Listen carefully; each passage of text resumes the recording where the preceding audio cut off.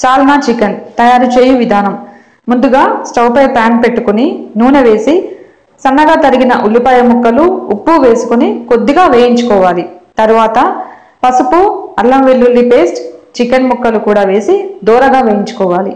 ఇప్పుడు దీంట్లో కొద్దిగా కారం, ధనియాల పొడి, గరం మసాలా, మిరియాల పొడి, కొన్ని నీళ్లు కూడా పోసుకొని తక్కువ మంటలో ఉడికించుకోవాలి.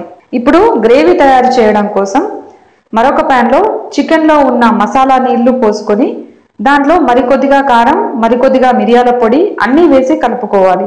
లేదా ఫ్రైగా కావాలి అనుకుంటే స్టవ్ పై ప్యాన్లో నూనె వేసి చికెన్ ముక్కలు, ఉల్లిపాయ ముక్కలు, ముందుగా రెడీ చేసుకున్న మసాలా పొడి, కొద్దిగా ఉడికించుకున్న గ్రేవీ వేసి కొత్తిమీర కూడా వేసి ఉడికించుకోవాలి.